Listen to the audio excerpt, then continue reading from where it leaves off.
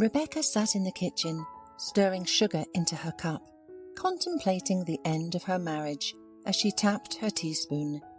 She had spent 24 years with her husband Sean, during which time she had grown to love him with her heart and body. He meant more to her than just a spouse. He was the person she trusted completely. Maybe that's the real reason for our divorce, she thought. I dissolved into Sean just like this sugar in my teacup, without a trace, as if I never existed. Rebecca had spent all this time living Sean's life, pushing her own interests to the farthest corner. She used to have many friends, go on hiking trips, and lead an active lifestyle with them. But with Sean's appearance in her life, everything began to revolve only around him. They met at a dance. Rebecca had just graduated from culinary college and got a job at a local chocolate factory. Somehow the young people immediately understood that they couldn't live without each other. Soon Sean proposed to Rebecca, but at the same time he put one condition. I want my wife to be a homemaker and take care of me, our home and our future children, he said. A careerist doesn't suit me. I think it's purely a male prerogative.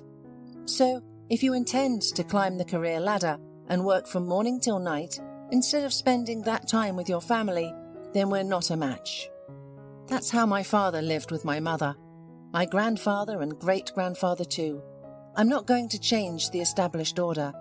Combining family and work don't work. I'm warning you now so that we don't have misunderstandings and disagreements later. Either you accept this, or we break up. I agree, Rebecca confidently replied then, and she was sure she was doing the right thing. She didn't argue with Sean because she loved him with all her heart, and her relationship with him was more important than anything else. Soon the lovers had a modest wedding, and a month later, Rebecca learned that she was expecting a child. One after another, 3 daughters were born into the family. Rebecca enjoyed her profession as a pastry chef, but with 3 children, it had to be put on hold. And this fact did not particularly depress her, because family values were always a priority for her. Nevertheless, the lessons at culinary college weren't entirely in vain.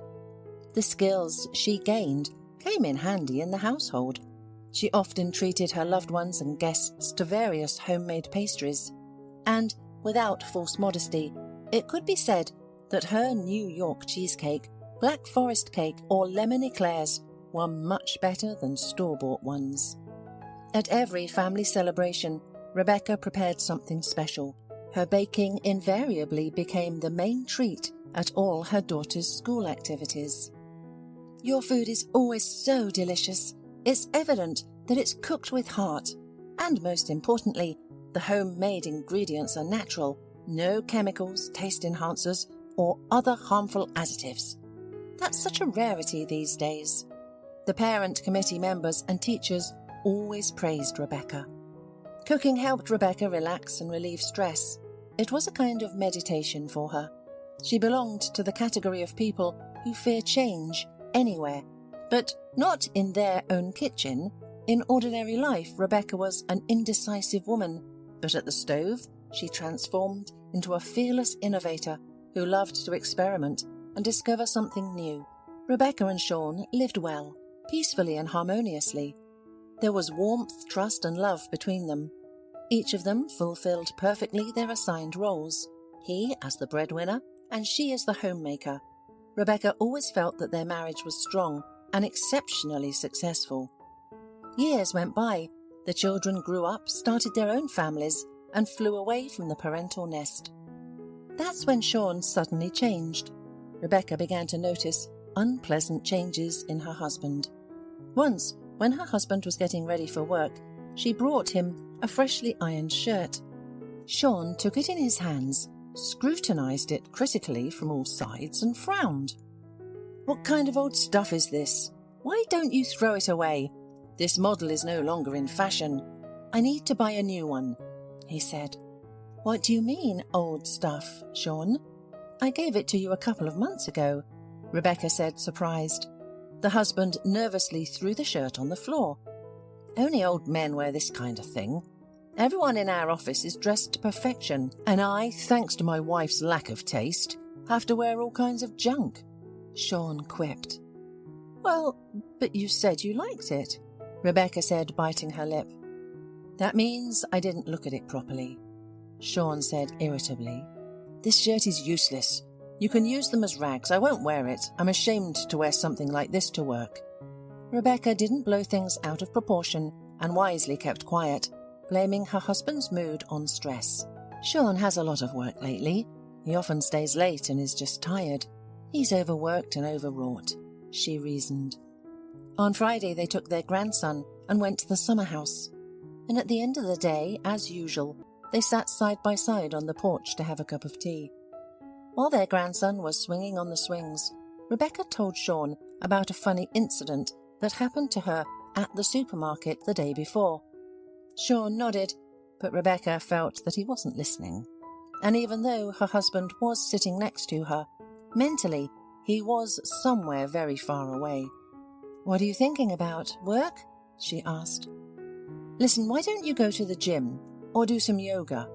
her husband unexpectedly asked. Rebecca burst out laughing. "Sean, come on, what? Yoga? Children, grandchildren, cooking, housework, gardens, and in the fall, there's canning, pickling and jam making. That's my fitness. So many chores. I have to keep turning around." But judging by her husband's gloomy expression, Rebecca realized that he didn't find her response amusing at all. "Is that all you're interested in?" he asked seriously. "Well, not everything. I love movies, books and music," Rebecca began to explain. "What kind of books?" interrupted Sean. "Those cheap, sentimental and primitive romance novels?" "Why primitive? Don't generalize. There are different kinds of books." Rebecca tried to defend herself. "And what do you get from them? Tell me, what do you gain from reading them?" Sean grew more agitated. "We've been sitting here for half an hour and we haven't even had a proper conversation. You're telling me all this nonsense about the store, thinking that anyone else besides you is interested." His words hurt Rebecca's heart. Tears welled up in her eyes, and she made every effort not to cry in front of her grandson. Oppressive silence hung in the air for what seemed like an eternity to Rebecca. Sean finished his cigarette and left the house without a word. That night, Rebecca couldn't sleep. "What's happening to him?" she wondered. "Why did he talk to me so disdainfully? Has he stopped loving me?" The next day, Sean acted like nothing had happened. He played with his grandson, helped his wife in the garden, and everything seemed normal. But Rebecca's heart was still uneasy. She felt that something was wrong, and as it turned out, she was right. The weekend was over, and the couple returned home. On Monday evening, Rebecca prepared dinner for Sean's arrival, but he called her on his mobile and warned her that he would be late at work. "Don't wait for me, don't set the table. I'll eat at the office. Go to bed, I'll probably be late," he said. Rebecca couldn't calm down because she felt that her husband was lying. Her intuition told her that he was anywhere but at work. After an hour of agonizing thoughts, she finally decided to call Sean's office directly. She introduced herself under a false name and asked to be connected to the head of the finance department. "Mr. Koenig has already left," the secretary told her. "He'll be here tomorrow morning. Can I give him a message?" "No, thank you," Rebecca answered and hung up. Her worst fear was confirmed. Her husband lied to her. If Sean isn't at the office, then where did he disappear to? She wondered. She desperately wanted to call her husband and ask him this question directly, but in that case, she might hear an answer that she wouldn't like. She wasn't mentally prepared for that. Sean returned home at the beginning of the third night. Rebecca didn't go to meet him as she used to, but pretended to be asleep, even though she couldn't sleep at all. When her husband undressed and lay down next to her, she smelled alcohol and strong, nauseating women's perfume. A lump formed in her throat. Rebecca had read so many scenes like this in her books that she couldn't believe it was happening to her in her own happy family. Maybe he didn't really lie to me. Maybe Sean really had a business meeting with female colleagues. Maybe he sat next to one of them and got lost in her perfume. And then they could have gone somewhere to have a drink to relax a little after a tense day. What's criminal about that? Rebecca mentally justified her husband. In the morning, she didn't dare ask Sean directly where he had been last night, but remaining in ignorance was no less painful. All these thoughts about infidelity were buzzing in her head like annoying flies. Rebecca wanted to put an end to it before she went crazy with suspicions that could turn out to be completely baseless. After much deliberation, Rebecca decided to go to her husband's office. She didn't understand why she needed to do this. What did she want to find out? What was she expecting? Rebecca had no answer to these questions. Her feet carried her to the business centre on their own. She trusted her intuition, which told her that she needed to be there. And, as it is known, he who seeks shall always find. As soon as Rebecca approached the building where Sean worked, she saw her husband through the glass doors, and at that moment, something inside the woman seemed to break. Her husband tightly hugged a tall young woman around the waist and whispered something in her ear. She laughed loudly, throwing back her pretty head with small red curls. She looked about 25 years old. She's almost the same age as our eldest daughter, flashed through Rebecca's head. The woman was at a loss. She stood in indecision, refusing to believe her own eyes. I need to leave here quickly before they notice me, flashed through her foggy mind. But she was too late. Her husband noticed her. He quickly said something to his companion. She turned towards Rebecca and gave her an evaluating look. A haughty smile played on her face. She understood perfectly that Rebecca was no match for her. The satisfied girl turned and disappeared into the other room. Sean did not follow her. Instead, he headed straight for Rebecca, and from the expression on his face, it was obvious that he was beside himself with anger. "What the hell are you doing here? Why did you come here? Who invited you?" he exclaimed. "You're spending time with her when you tell me you're staying late at work, right?" asked his wife. 3 men in suits passed by, looking at Rebecca and her husband with interest. Sean greeted them, took Rebecca by the elbow, and led her away as if she were a disobedient child. "I'm waiting for an explanation. Is this your mistress?" she insisted. "Don't create a scene. Please go home now, and we'll discuss everything tonight. Can't you see people are looking at us? Do you want to embarrass me in front of my colleagues and subordinates? I'm asking you, don't humiliate yourself even more.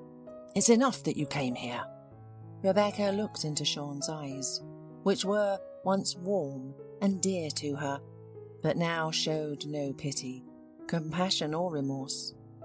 There was nothing that could betray the fact that he was once a close person with whom she spent over 2 decades. Her husband's eyes looked cold and cruel. Rebecca felt that she could hardly breathe. To avoid crying on the spot, she obediently turned around and hurried away. Only when she had safely hidden herself in some alley did Rebecca sit down on a bench and let her tears flow. "Why are you crying?" She suddenly heard a little girl's voice. "Did someone punish you? I cry too when I get punished." Rebecca looked up and saw a small blonde girl on a scooter. "No, little one," Rebecca answered her. "Something very unpleasant happened in my life." "My grandma says that everything happens for a reason," said the little girl, and then she rode away on her scooter. Rebecca walked home. In the evening, her unfaithful husband came. She noted to herself that, for the first time in months, he did it on time and didn't stay for a minute at work. But instead of explanations, Sean opened the closet and began packing his things. "What are you doing?" the bewildered wife asked. "What does all this mean? Are you leaving me?" "Our children have grown up and there's nothing left between us," Sean said. "It's over. We loved each other, but it's gone. However, I still want to live. Do you understand? Don't I have the right to be happy, after all?" he asked, packing his suitcase. "What about me?" Rebecca cried out. Those words slipped out of her unconsciously and hung in the air, like a beggar's outstretched hand. Sean paused for a moment in the doorway and looked condescendingly at his wife. "Rebecca, you're a good woman. I'm truly grateful to you for the years we spent together and for our wonderful children. We've gone through a long and difficult journey together, but everything comes to an end. Now our paths diverge, and we can't give each other anything more. I hope you'll meet a worthy man who can appreciate you properly," Sean dryly said, and slammed the door behind him. Rebecca was left alone in an empty apartment and had no idea how to live on. Everything lost its meaning overnight. It's scary to even imagine what would have happened to her if it weren't for her children and grandchildren. Rebecca's sons-in-law took a neutral position in this situation and tried not to comment on what was happening, and her daughters supported their abandoned mother and scolded their deceitful father. "No fool like an old fool," sighed the eldest daughter. "He needs to think about his soul. He's fixated on this gold digger," added the middle daughter. "I suggest we boycott him and not speak to him until he comes to his senses," the youngest suggested. "He left me, not you," Rebecca remarked, "and you shouldn't blame him. They say that in a breakup both parties are always at fault. Maybe I really did dissolve into your father too much. He was everything to me. I lived for his interests, forgetting about my own. Who was I to him all these years? A maid, a cook, a nanny? Anyone but a woman. I'm to blame for that. I turned into a shadow of myself. But Mum, you didn't sit around twiddling your thumbs. You raised 3 children," the daughters reminded her. "After you grew up, I should have picked myself up and moved on," she sighed. "Mum, stop blaming yourself," the eldest daughter said. "You're definitely not at fault for someone else's promiscuity. You were a wonderful wife to Dad. He'll regret it." "Indeed," the middle daughter agreed. "You're one of a kind. You're kind-hearted and loyal. And you cook so well that it's finger-looking good," the youngest daughter added, changing the tone to flattery. "Traditionally, the way to a man's heart is through his stomach. Probably your father's stomach was tired of my cooking, no less than Sean was tired of me," Rebecca noted sadly, "and now he wanted to try something spicier." In Rebecca's opinion, that's precisely how her husband's new colleague was. Bold, vibrant and decisive, used to getting everything she wanted in life and not knowing the word no. Perhaps she became like a breath of fresh air in a stuffy room for him, like an exotic dish after eating homemade dumplings, Rebecca reasoned. Maybe he was drawn to her individuality, imagination, burning eyes, everything that I no longer have. At what point did I get stuck in this swamp called domesticity? I too should have found a hobby. For example, to take up Latin American dances, painting, or at least enroll in a motor school, or learn a language. Maybe then Sean would stop seeing me as a cleaner and nanny, and finally, under the layer of flour, dust and baby powder, he would see personality, individuality. Rebecca blamed herself and waited for Sean, thinking he would return. The woman had already decided for herself, if he came back repentant, she would forgive him. She would not look back. But they would live differently now. She would prove to him that she was better than that other woman. That she could be interesting and not banal too. Whatever she became, as soon as the opportunity arose, she would show him that she was worthy of his attention. If only she had that chance. And so, when Sean unexpectedly called, Rebecca was ready to jump to the ceiling. "We need to talk seriously," he said. "Come home and we'll talk," Rebecca suggested. Sean had promised to come over in the evening after work the next day. Rebecca was preparing carefully for this meeting. She made a layered chicken pie, her husband's favourite, and bought a new dress. She even decided to make a drastic change to her appearance and went to a hair salon, getting a short, fashionable haircut that suited her very well. But Sean didn't pay any attention to the changes in his wife's appearance.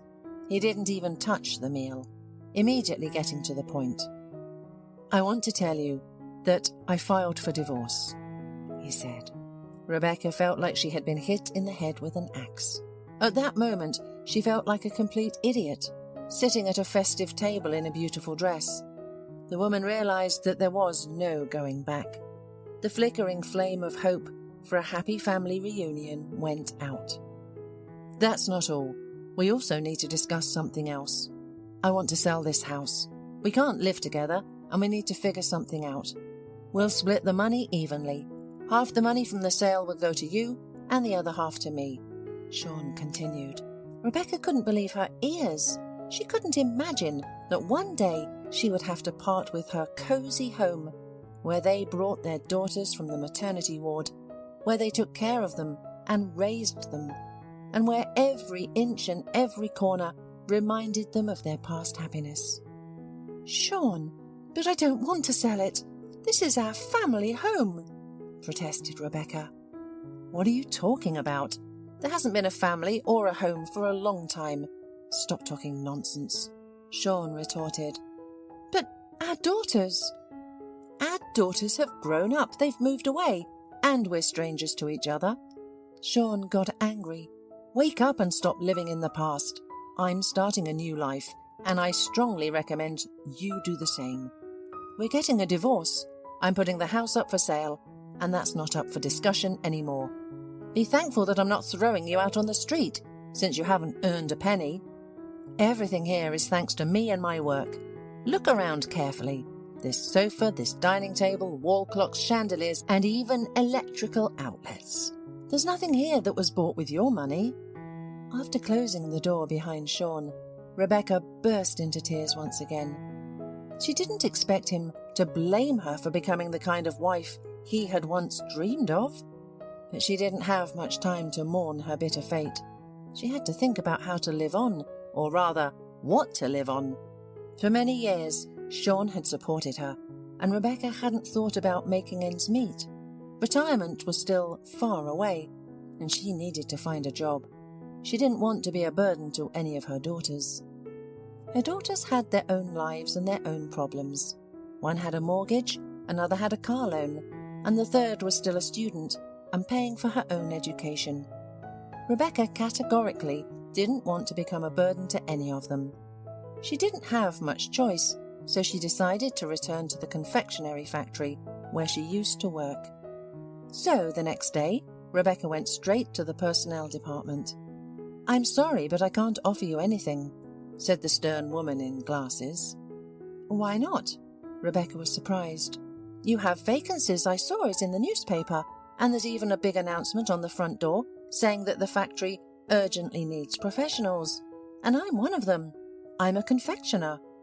"You are professionally unfit," the recruiter said categorically. "What do you mean I'm unfit? You must be confusing me with someone else. I studied at a culinary school. Look, I have a diploma," Rebecca protested. "Well, you could say that you studied in the time of Abraham Lincoln. Do you think everything is the same as it was a quarter century ago? The entire production technology has changed 10 times over the years. You need to be completely retrained from scratch. And who is going to do that? Tell me. We are not a training centre here. We are a factory. Everyone is in their place and busy with their work." Rebecca was on the brink of despair. She never expected such a turn of events. The woman nervously fiddled with the ruffle on her blouse. "So, am I completely useless to you?" Rebecca asked. "Maybe there is some position." The recruiter reluctantly looked into a notebook. "We have a janitor's job. If you want, you can start," she kindly offered. "Thank you, but no," Rebecca said, rejecting her failing benefactor's generous offer. It was not about pride. Rebecca reasoned that she could always get a job as a cleaner. She felt that it was not a way out. Rebecca returned home feeling upset. Another unpleasant surprise awaited her in the mailbox, a summons to court for divorce. It seemed that misfortune followed her at every turn. The woman entered her empty house, collapsed into her favourite armchair, and began to think about what to do. if I can't get a job in my field, maybe change my profession completely. She wondered. Take some courses. For example, become a hairstylist, nail or makeup artist, or maybe even a programmer. Rebecca considered various professions in her head, but rejected each one. None of them were for her. All she knew, and what her soul was drawn to, was cooking. Her eldest daughter caught her in her thoughts. She came, with her husband and son, to visit her lonely mother. Rebecca was very happy about the unexpected visit from her relatives. Otherwise, she would have been crushed by all these life's setbacks. They all sat down to drink tea with almond cookies that Rebecca had baked the day before. Her daughter unexpectedly suggested an idea. "Mum, I was thinking, what if you worked from home?" "What could I do from home?" Rebecca asked in surprise. "A pastry chef," her daughter replied. "It's elementary. You post an ad on the internet. Clients contact you, and you cook to order. It's very in demand and popular right now." "Great idea," Rebecca's son-in-law said, supporting his wife. "With your culinary talent, you won't have any shortage of clients." "Oh, come on, it's just nonsense. There are so many cakes in the stores. Any whim for your money. Who needs this homemade baking?" "No, you're mistaken," the daughter said, shaking her head. "Well, Mum, we're going to my friend's anniversary this weekend. So, you prepare something delicious to amaze everyone. We'll take it with us as a gift. There will be many people. It will be good advertising." "I don't know." Rebecca hesitated. "Come on, Mum. Make up your mind. After all, what are you losing? Except maybe your time. But now you have plenty of it, don't you? And I'll provide all the ingredients." The daughter continued to persuade her. Finally, the woman decided to take the risk. The cake prepared by Rebecca was appreciated by the guests at the anniversary. A couple of particularly enthusiastic tasters took the phone number of the mom confectioner from her daughter. However, customers were not rushing to place orders. The daughter continued to insist on placing an advertisement on the internet, but Rebecca was procrastinating. She was not confident in her abilities, and deep down was afraid of another fiasco in her life. Meanwhile, Sean found a buyer for the house through a real estate agency. Soon the deal was made, and Rebecca was forced to move from her comfortable nest to a small one-bedroom apartment located in an old 5-story building. Everything here was strange to her. Everything was different: neighbours, courtyard, and the landscape outside the window. Well, apparently life is hinting to me that it's time to leave the old habits in the past. It's time for change, she reasoned. Rebecca decided to listen to her daughter's advice. Before starting work, she wanted to prepare thoroughly. She watched a lot of videos and read countless useful articles, and after a month, she honed her skills in modern techniques. She created, and created without a rest. People say that success will come where you are interested, she said to herself, having collected enough quality photos for her portfolio and gained courage. One fine day, Rebecca decided and published an advertisement on a popular site. 3 days passed before she received her first order. The client asked for a sponge cake with mascarpone cream for a children's party. Rebecca was very nervous working on this order, as she wanted everything to be perfectly smooth. After all, this was her debut, and a lot depended on it. If the client was disappointed and left a negative review, the whole idea would be ruined. How easy and simple it would be for people if everything in life could be achieved like this, by following a recipe with the right ingredients, she thought, carefully beating the dough. The client was delighted. "Rebecca, your cake literally melted in my mouth. The kids ate everything in a matter of minutes. You're simply a magician. Next time, I'll only come to you for dessert." She gushed with compliments. At first, Rebecca had very few orders, but she didn't waste any time and mastered new recipes. There were many sleepless nights and culinary experiments, and her efforts did not go to waste. Now, even the simplest baked goods, Rebecca could turn into a real confectionery masterpiece. Word of mouth worked wonders, and soon there was no shortage of customers. Rebecca was surprised to find that her hobby could bring not only moral satisfaction, but also income. She wasn't making a lot of money yet, but it was enough for the essentials, and her main job distracted her from sad thoughts. Rebecca no longer had time to be sad about her broken family boat, because her gingerbread, cakes and lemon eclairs required all her attention. Rebecca planned to spend her first Christmas as a divorcee with her children. She prepared for the holiday in advance, bought groceries, but the day before Christmas, her daughters called one after the other and informed her that, unfortunately, they could not come to visit. The elder daughter's child fell ill, the middle one was herself suffering from a high fever and cough, and the youngest daughter's flight was cancelled due to bad weather. Rebecca was certainly very upset. She had prepared so much delicious food and was looking forward to treating her loved ones to all of it.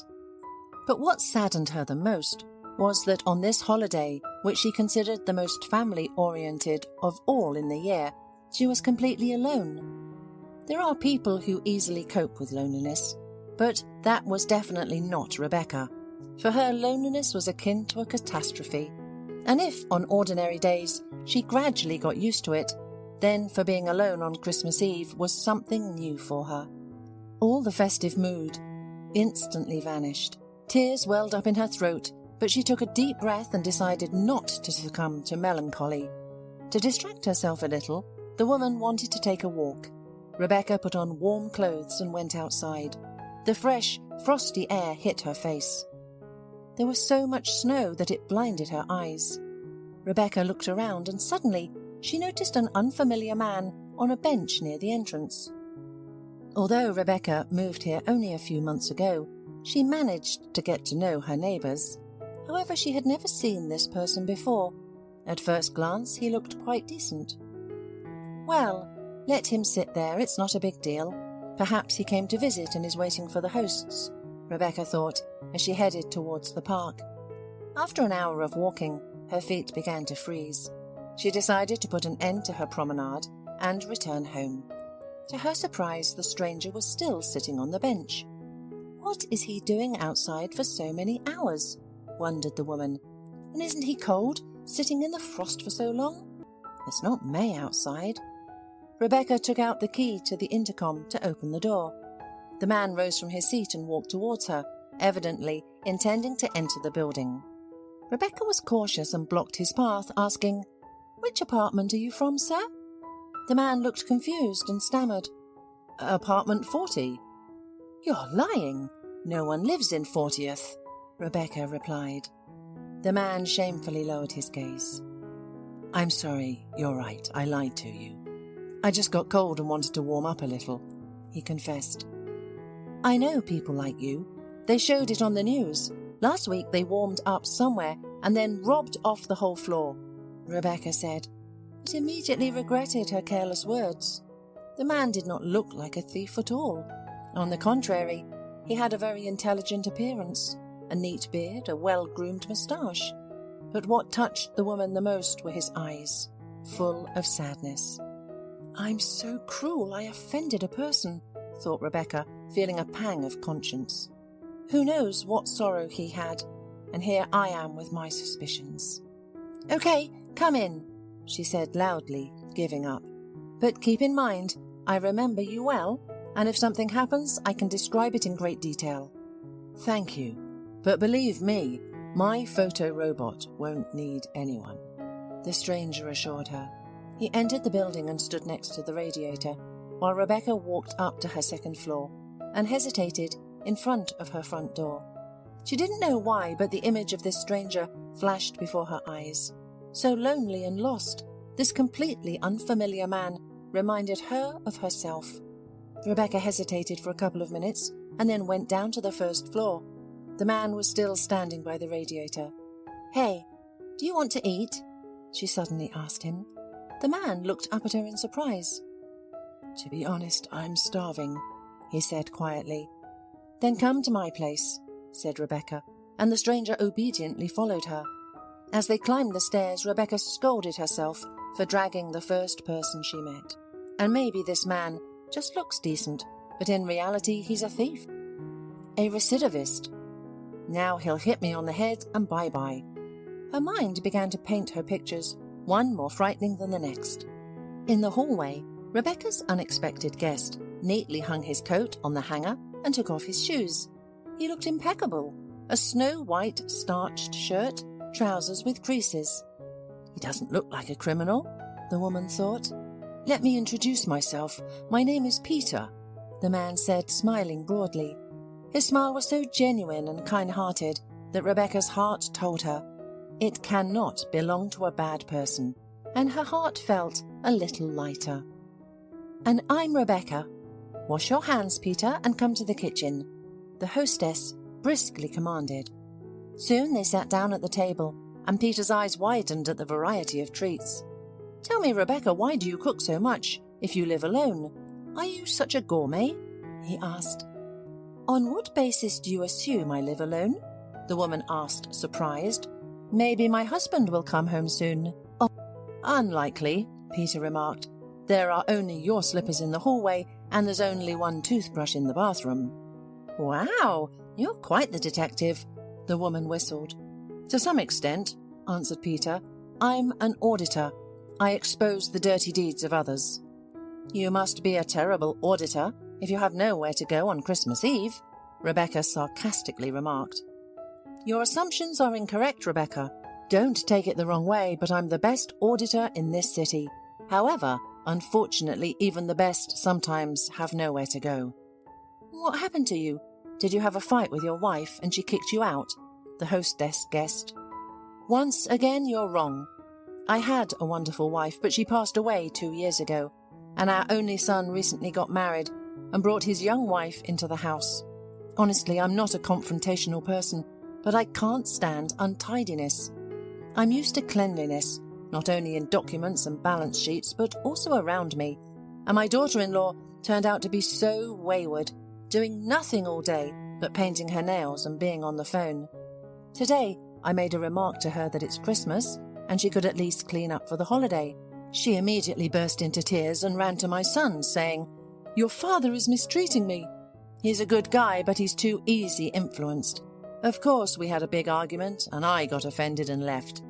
Then I realized I overreacted. But I have nowhere to go. The office centre is closed for all holidays, so that's not an option. I left in a rush and forgot my wallet, so the hotel was out of the question. I could have gone to friends, but then I'd have to tell them about my family troubles, and I absolutely don't want to do that. I don't like to air my dirty laundry in public. I wanted to find shelter with close friends, but they had gone away, and pride wouldn't let me turn back. So I wandered around until I was completely frozen. Rebecca sympathetically shook her head and added a serving of salad to Peter's plate.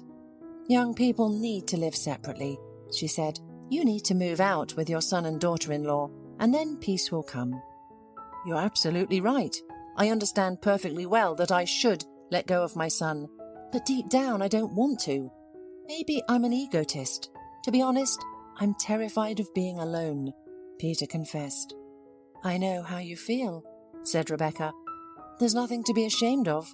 You know, I too have grown accustomed to hearing children's laughter, footsteps and conversations at home. I need someone to care for, otherwise I cannot live. But my husband left me for someone else. My children have moved away, and now I don't even have anyone to drink tea with. There's nothing but emptiness around me. Lately, I've been thinking about getting a cat for company. At least there would be some living beings nearby. I'm trying to get used to all of this and adapt to the new reality. I need to come to terms with the fact that my daughters have their own lives now, separate from mine, and that I no longer have a husband. To be honest, it's very difficult, but I don't have a choice. You also need to let go of your son. Realize that he's grown up and is no longer your little boy, but a grown man. You have to do this if you want him to be happy. That's what I want more than anything in the world, Peter said sadly and sighed heavily. Rebecca looked at the clock. The hands were approaching midnight.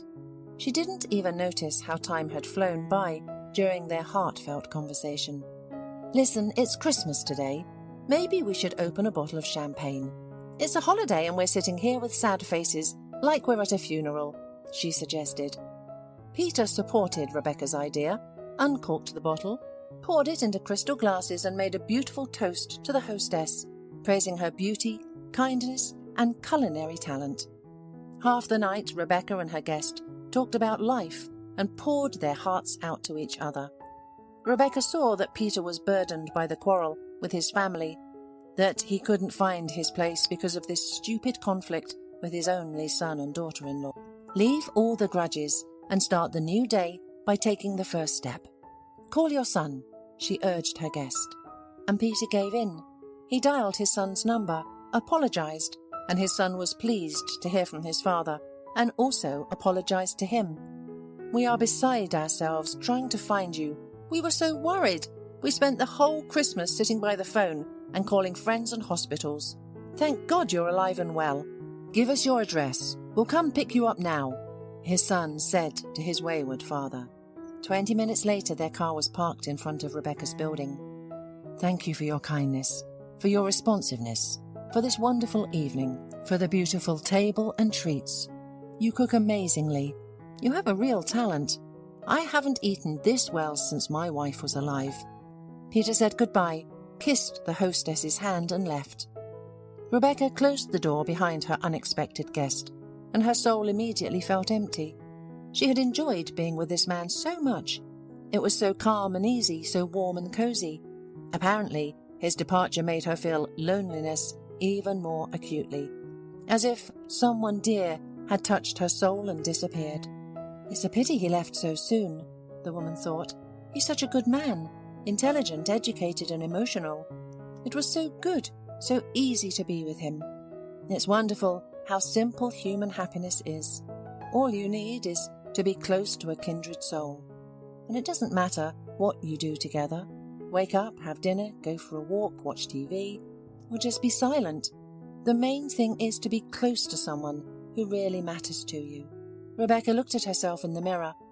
In the reflection, she saw a mature but still attractive woman. "I wonder if anyone could still be interested in me. Could someone fall in love with me?" These thoughts flashed through Rebecca's mind. "Peter said I was beautiful. I wonder if he made that compliment out of politeness, or if he really saw an attractive woman in me." Long-forgotten feelings stirred in her heart. She wanted to be liked by men again, to flirt, but after a few minutes the feeling of euphoria was replaced by sadness. "What a silly girl, dreaming at your age about love," scolded Rebecca. She lay in bed, tears rolling down her cheeks. She was tired of crying. So many times she promised herself she wouldn't shed a tear again, but she couldn't help herself. Rebecca mourned her lost youth, which could not be brought back, the happy years of marriage, her husband whom she trusted so much, but who betrayed her so cruelly. Rebecca woke up when it was already dawn. She washed her face and went to the kitchen to make coffee. While she was preparing breakfast, she called her daughters. Everyone had plans and things to do, so Rebecca had to figure out what to do in the coming days. Maybe go to a museum or exhibition, or visit a school friend, she wondered. There were no orders for baking these holidays, and Rebecca was ready to do anything, not just sit in four walls, giving in to nostalgia and melancholy. Her thoughts were interrupted by a knock on the door. Rebecca assumed it was her neighbour, who had come to congratulate her on the holiday. Without any ulterior motives, she opened the door, but to her great surprise, instead of the elderly neighbour, she saw Peter smiling on the doorstep. In his hands, he held 1.5-metre Christmas tree. "Peter!" she exclaimed. "What are you doing here?" "Oh, I just stopped by to give you a gift. After all, you don't have a tree." Rebecca's joy knew no bounds. After drinking freshly brewed coffee together, they took out the toys from the closet and started dressing up the tree. This simple activity made both of them feel warm and happy, like in childhood, as if they had received a long-awaited gift. From that day on, Peter and Rebecca began to communicate a lot. Their rapprochement was slow and cautious, Rebecca didn't know any other men besides her ex-husband. She needed time to get used to Peter, to his courtship and affection. "Listen, I was thinking, why don't you start your own business?" asked Peter when their romance was in full swing. "I already have a business. I'm a home care worker," Rebecca reminded him. "Why do I need another one? When I talked about business, I meant not your stove in the kitchen, but your own confectionery." "Come on, that's serious business. It's not just about taking a pot with a mixer, mixing everything together and baking it. It's all about paperwork, bills, accounting and business plans. I'm a confectioner, not an economist. I don't understand anything about it," Rebecca admitted. "Well, I'm ready to take care of all the accounting myself," Peter assures Rebecca. "Besides, I have many useful connections that could be helpful for this business. But besides that, we need to find a suitable place, purchase ingredients and equipment. All of this costs a lot of money, and I don't have it," Rebecca admits. "You don't have to, but I do," boasts Peter. "Have you forgotten who you're talking to? I'm the best auditor, and my work is generously paid.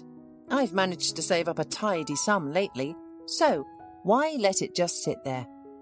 "Well, Peter, I can't just take your money. It's impossible," protests Rebecca. "Okay. If you don't like that idea, let's become partners," the man suggests with a smile. "But what if it doesn't work out? What if we fail and go bankrupt?" Rebecca worries. "In that case, you'll lose all your savings because of me. I'll never forgive myself for that." "I'm sure our business will be successful.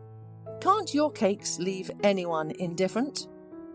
Eventually, Rebecca accepts Peter's daring idea.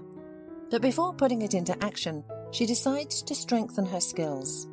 She is no longer satisfied with the knowledge she possesses. She thirsts for development and improvement. Rebecca decides to become one of the best, if not the best, in her field. She enrolls in various culinary masterclasses in her city and beyond. There, she meets interesting recipes and craftsmanship secrets from professionals from all over the world, just as obsessed with pastry as she is. After a year of careful preparation and hard work, Rebecca and Peter open their own pastry shop with freshly baked gingerbread cookies, gingerbread donuts, cakes with various fillings, chocolate muffins, and so on. The pastry shop was still minimal, but Rebecca was terribly proud of her first creation. Things were going up. The pastry shop was extremely popular among the population, and soon Peter suggested to Rebecca to open several more of the same pastry shops in other areas of the city. "I believe that we shouldn't stop at what we've achieved. We need to expand. I suggest organizing a whole family network," he said with a smile. "A family network?" The woman was surprised. "Yes," he nodded, "because I want you to become my lawful wife. Say yes to me, and you'll make us the happiest people in the world." "It seems like I have no other choice." "I agree," Rebecca exclaimed joyfully and threw herself into her beloved's arms. This was Rebecca's second marriage, just like Peter. They had planned a quiet registration, but their children insisted on a celebration. The bride and groom had to agree, especially since they could afford to have a lavish party. Preparations for the wedding celebration were in full swing. Peter and Rebecca rented a restaurant, arranged for a questionnaire, hired a host, photographer, and sent invitations to guests. Rebecca didn't want to wear a white dress at her age, so she decided to appear at her party in an elegant sky blue suit that she saw on the cover of a fashion magazine. She found a suitable studio to sew the same one on time. She was coming home from a fitting when her mobile phone vibrated. She thought it was someone calling about a salesperson vacancy for her new confectionery, but, to her surprise, she saw her ex-husband's number on the screen. "What do you want?" she asked. "I heard you're now a businesswoman," he said smoothly. "You opened your own pastry shop. Who would have thought that you, a housewife, would become an entrepreneur? Honestly, I'm amazed. I didn't expect that from you. Congratulations." "Thank you," Rebecca replied. I, too, didn't expect many things, but life changes everything, as you can see. Unfortunately, Sean remarked. Why unfortunately? Because not all changes make us happy. You mean you're not happy? Rebecca clarified. Yes, exactly. I am deeply unhappy, Sean admitted quietly. What about your new love? You were so in love with that girl? We broke up. Or rather, she left me. She used me to advance in the company and left me after achieving her goals and acquiring the necessary connections. So you can gloat about it. I have no desire to do that. All I can do is sympathize with you, Rebecca replied. I made a big mistake, and I admit it, Sean said and sobbed into the phone. Rebecca didn't know what to say. There was an awkward pause. Gathering courage and thoughts, Sean said, Let's start over. What? Rebecca was surprised. What do you mean? Are you suggesting that we get back together again? Why not? After all, we have so much in common. We lived side by side for more than 20 years. You, me, our children and grandchildren. We will all be together again, as one big happy family. Everything will be the same as before. All of this is good, of course. Family, children, grandchildren. The thing is, I don't want it to be as if it were before. Rebecca interrupted him. I am pleased with my new life and I don't want to go back to the past. Every day now is bright, fulfilling, interesting and productive. I feel like a full participant in the game, not sitting on the bench like during our marriage. Remember what you told me when you left. We can't give each other anything anymore. Well, you know, I entirely agree with you. Our paths have diverged and will never converge again. You wished for me to find someone who would appreciate me. And I am very lucky. I am now with such a man, and I am going to become his wife soon. You mean you're getting married? Don't make me laugh. At your age? Sean sadly smirked. I am at a wonderful age. Believe me, it is never too late to be happy, Rebecca replied with a smile. You're saying all of this just to spite me because you're angry with me. And let's not lie. I apologize for what I have done to you. I made a massive mistake. Rebecca had been waiting for these words for so long. How many times had she imagined this moment of truth in her fantasies? And when it actually happened, she felt no joy or triumph of justice. Absolutely nothing. She simply didn't care. No, you're wrong, Rebecca replied to Sean. I'm not angry with you at all. I'm even grateful to you for your treacherous act. If you hadn't left me and forced me out of my comfort zone, I would never have known that there was something more to life than cooking, cleaning and vacuuming. I lived for many years at your expense, and now I am an independent, self-sufficient woman who doesn't need to ask permission to buy something. I decide for myself how much money to spend and on what, and I really like it. Goodbye. Rebecca pressed the hang-up button and couldn't help but smile.